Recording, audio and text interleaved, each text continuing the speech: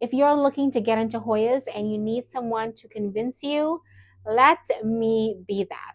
Today I'm going to share my top 5 easy Hoyas to get you started. I'm also going to share some personal experience with them and some fun bloom stories. First of all, Hoyas give off this magical and romantic vibe with their beautiful foliage and stunning blooms. Growth does depend on your environment. Since I'm in northern Indiana, the winters here are quite cold, so I do have my Hoyas in a west-facing window. They soak up a lot of sun during the spring and summer months. The Hoyas I am going to show you today, they are my fast-growing Hoyas. These plants are often labeled as wax plants because of the thick, glossy, succulent type leaves. They're so stinking easy though. And they're perfect for those who forget to water. Me, I am an underwaterer and I forget to water my Hoyas all the time and they don't seem to mind. The joy of owning a Hoya isn't just the variety of foliage that it gives you, it is the anticipation of the first bloom. At least that's how it was for me. Without further ado, let's get into the first one. This is the Hoya Carnosa Compacta. It is a classic, unique Hoya. I absolutely love the look of this Hoya. I got this as a starter plant, a very, very tiny cutting, and it did take some time to start growing, but once it did start, it just didn't stop. It just kept growing and growing. And I have 3 peduncles on this plant. I did purchase 2 other cuttings, this one and this one, later on to put into the pot, and it wants to. And I also have these kind of being supported a little bit by the trellis. I like the look of it. You don't have to do this. You definitely can have this as a hanging plant. I wanted it to have that support, so that's why I did that. I have a small pot for this plant and it's not as root bound as I thought it was. Hoyas do enjoy being root bound and they like to dry out completely between waterings. That's what I've noticed. I feel like the more light you give this plant, the more splashy it might get. It'll get some splash markings like right there. I'll show you some of the other Hoyas with the splash marks and I'll tell you a little bit more about it. When I say splash, I mean these little white flecks in the leaves. When this Hoya bloomed, it smelled of chocolate and cherries. The bloom of peduncles will show up on the stem and it's kind of, there's 3 peduncles throughout this plant. You don't want to take them off. You want to leave those peduncles in there forever because it will continue to bloom over and over again. And the more the Hoya does keep blooming, the larger the peduncle will get. You can actually notice the age of the peduncle by the size of it, if that makes sense. I will say I like to associate my Hoya blooms with dessert. So this definitely reminded me of a Black Forest ghetto. I want cake. Now I want cake. Delicious. I can actually have one of those right now. Yummy. For the first week, the bloom fragrance is very strong and then it starts to fade away the second week. It actually does not smell that pleasant after the second week. To me, it changed a little bit.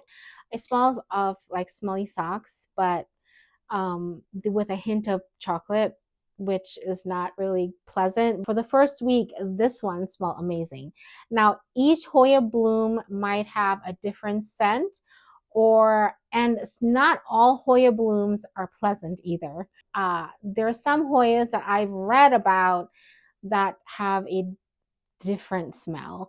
There's actually a Hoya fragrant bloom smell sheet. There's actually a Hoya bloom spreadsheet going around on Reddit right now that you can log on and take a look at the spreadsheet and see what people have entered in there to what the Hoya blooms smell like. If you haven't done so, take a look. It's fun to see what other people have thought what the flowers smell like. But this one, chocolate and cherries. A general rule to keep in mind is when the Hoya is in bloom or the peduncle is growing, you will notice that the foliage growth will slow down, and that means that the plant is giving more energy for blooms versus foliage. So the next plant, if you're into Hoyas, I'm sure you're not surprised by this one. This is the Hoya pubicalyx Silver Splash. at all these vines. This is a very fast growing Hoya and so easy, so easy. So this one have not bloomed for me yet, but I'm hoping this year it would. I think I got this as a 3 to 4 inch pot plant.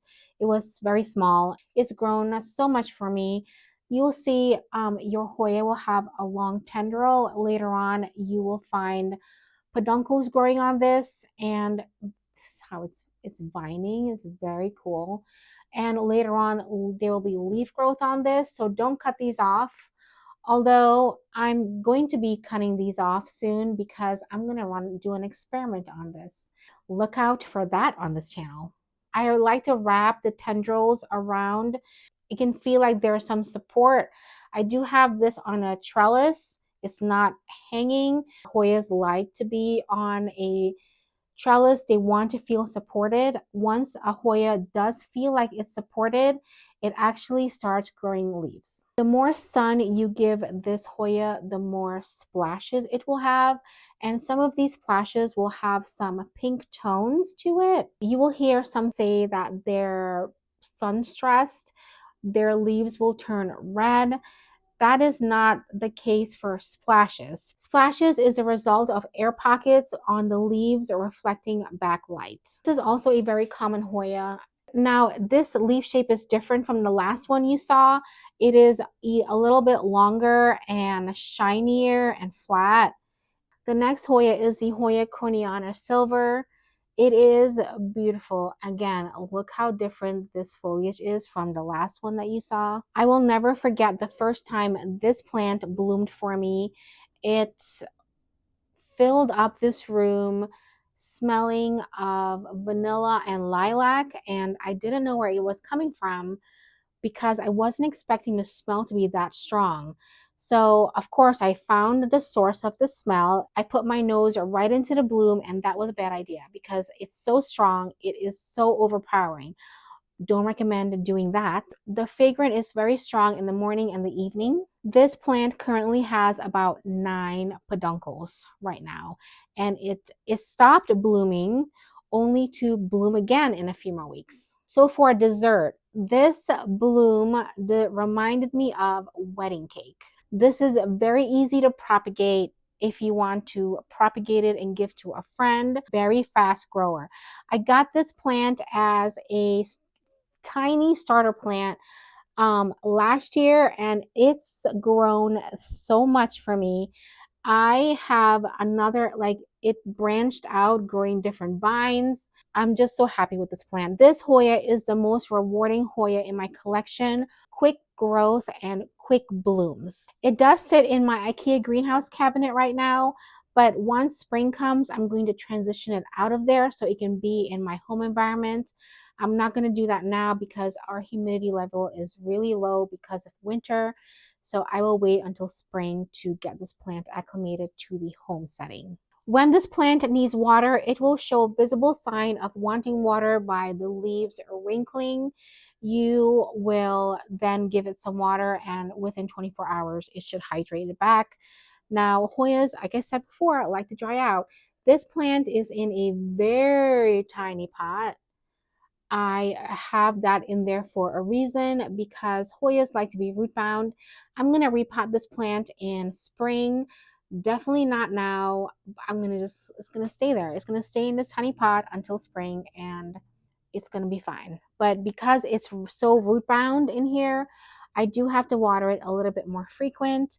I watered it actually last week, and I'm already seeing some signs of wrinkling that I need to water. I absolutely love how this one plant gave me all these different leaf tones on here.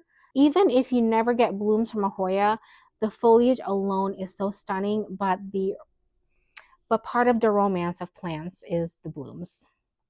I love blooms on plants. The next Hoya is the Hoya Carnosa Crimson Princess. I added this to this video because it is a very easy Hoya. Fast growing in spring and definitely in summer, but it has slowed down for me since winter has come.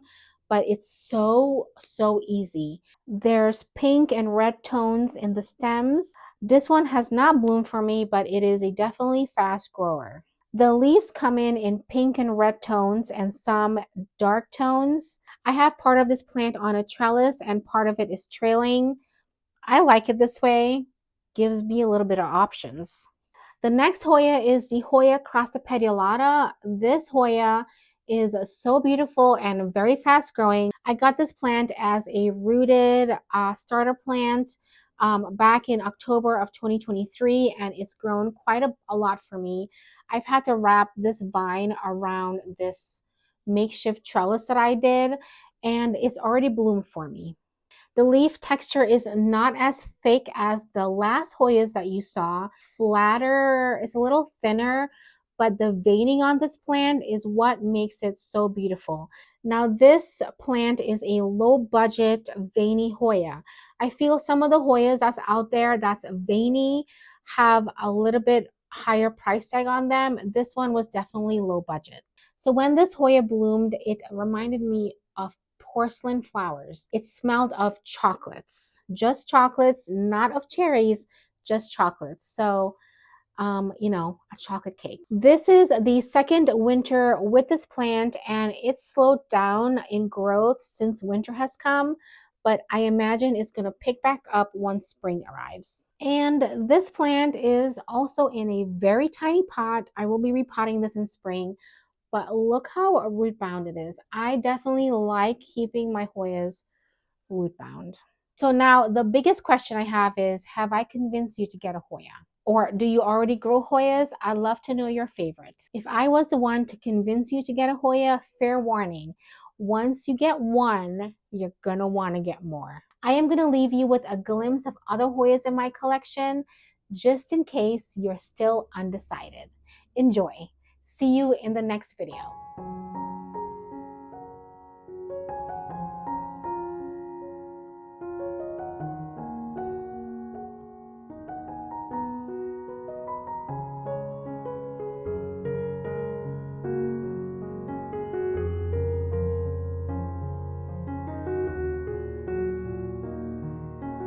Man, I really want cake now.